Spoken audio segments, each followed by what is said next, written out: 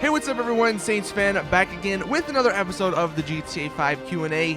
Today we got some interesting topics to talk about, most notably how that new game from Leslie Benzies might affect GTA 6. I want to touch on that a little bit because I think it's a really interesting situation going on. Before we actually hop into the questions, I want to let you guys know I'm doing 2 giveaways on my Twitter.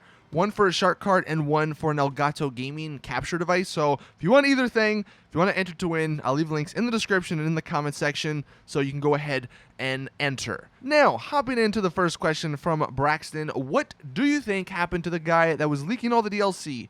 Do you think he got fired or caught?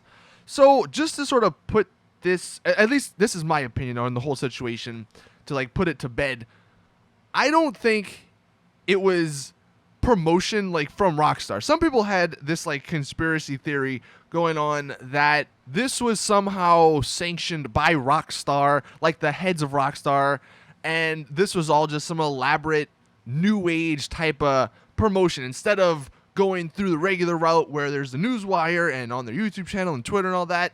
They were going to do the thing that happened. You know, they were allowing this supposed employee to leak all this information to get people hyped. I don't think that's true. There's no way that Rockstar would allow what that guy did to stand. I mean, like, he was using words that a company should not be using if they're doing some sort of promotion. You know what I mean? And he said some things that just would not make sense. So I doubt it was something, like, I'm almost 99% sure it was not something that Rockstar specifically planned. I think it was just some dude, one employee over there who just got fed up with something, and he started spouting stuff on 4chan thinking he would not get caught. But obviously, since he stopped, it looks like he did. And I don't know if he got fired. I mean, I don't know if he got reprimanded in some way, but obviously it has stopped. So I doubt we'll see any more of those leaks in the future unless there's some other employee, but I doubt that would happen because I'm sure they made some sort of example out of the dude. But yeah, that's just that's the whole situation. That's what I think is going on.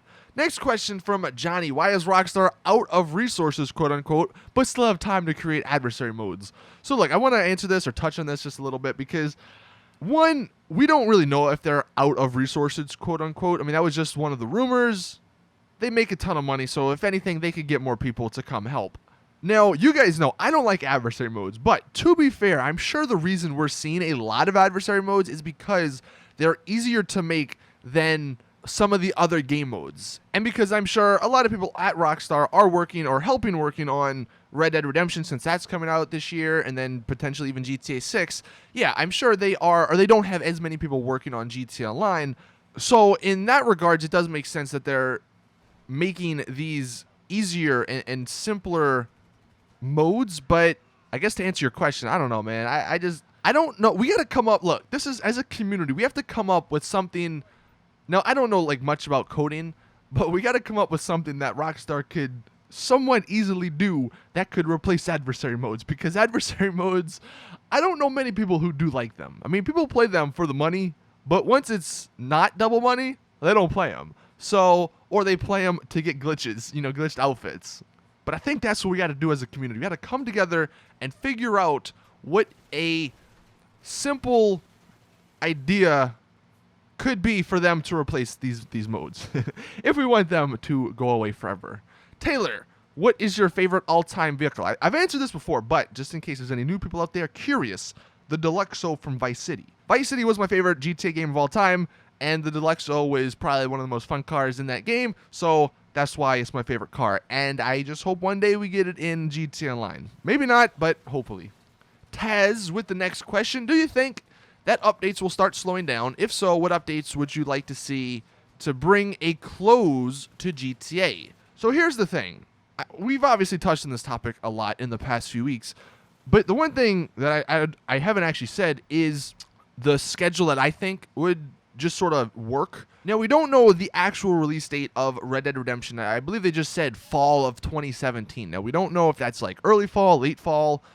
Maybe it's around the same time GTA 5 came out, so let's just say in September.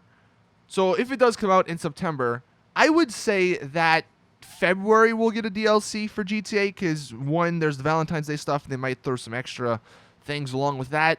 If you give them 2 months, April would be the next DLC. That's what I think. And then June would be the following, and then to sort of not wrap up GTA, but a month before, hypothetically Red Dead would come out, that would put the last DLC in August. And I don't know, I think that's the most logical timeline. I mean, I doubt we'll get a DLC every month, especially since these rumors are going around that they're having people work on other games and all that. So every 2 months, I don't think is that unreasonable. I mean, I wouldn't expect massive DLCs like the ones we got last year, but little car DLCs like we saw the first year the game came out, where it's a few guns, a few clothing options, and a few cars. I think that's pretty reasonable. And if they wanted to, they could in maybe one of them incorporate some big gameplay features. But yeah, I think that's sort of the timeline. Now, what you guys already know what I would like to see, or what update I would like to see bring GTA to a close. A cop DLC. I think that would just, flow perfectly with all the other DLCs they've added. Aziz, do you expect that Rockstar will consider the PC mods as illegal things that we can play it on console?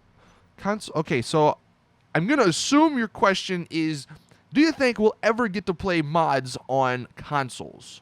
The reason this is an interesting topic is because, well, one, no other game does it no other company does it except for Bethesda. Bethesda are the only company at the moment with Fallout 4 and then Skyrim Special Edition where you can actually get mods on console.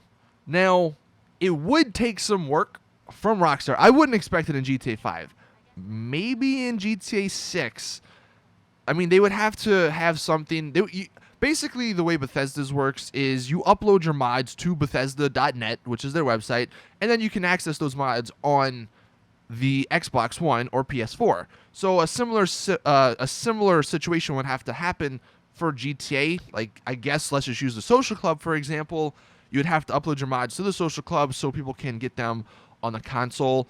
But the one thing, GTA, while it is known for modding, Rockstar aren't as modder friendly as Bethesda. I mean, Bethesda, they give the creation kit, they give all these tools and resources to modders to make awesome things, whereas GTA, they don't. So, I would love it to happen because, look, there are some awesome mods out there, and I know you guys would love to play with them on Xbox One and PS4. I mean, look, there's the Liberty City map mod coming out soon, and that would be amazing to play on Xbox One or PS4. But unfortunately, you're not going to be able to because Rockstar don't allow mods on the console. So I would hope so, man. Look, if Rockstar, I know they make a ton of money, and they probably will make a ton of money with GTA 6.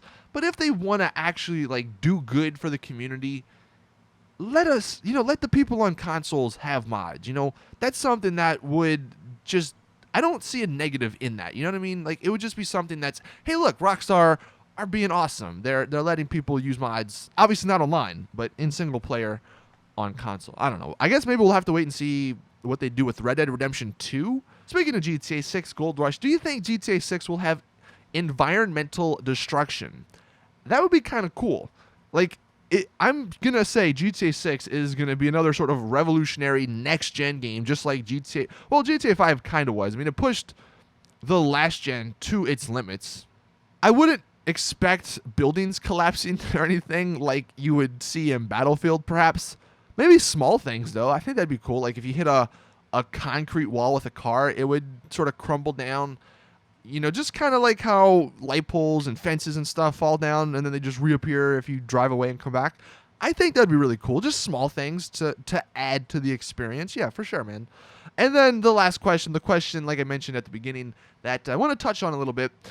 We got it from two people, Azim and then Waleed. They both are basically saying, do you think the X-Head's upcoming game will challenge GTA? Will Leslie Benzies and the other people that came from Rockstar North, their game that they're making called Everywhere. I made a video on that earlier, so if you didn't check it out, then you might not know what I'm talking about. But they're making a game, and in my opinion, will it challenge GTA?